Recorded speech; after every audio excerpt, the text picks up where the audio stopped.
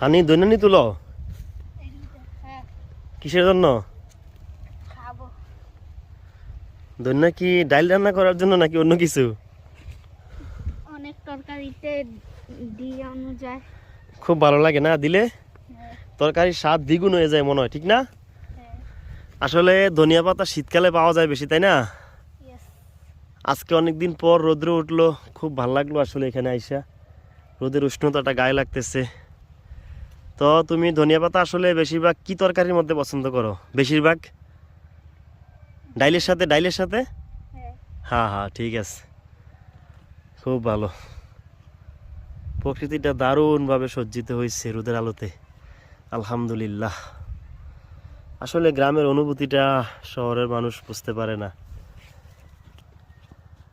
অনেক দিন রৌদ্র ছিল না, আজকে অনেক দিন পর রৌদ্রটা উঠলো আল্লাহ রহমতে। যাই হোক, শুক্রিয়া, সবাই ভালো থাকবেন। প্রকৃতিটা আসলেই খুব চমৎকার লাগছে।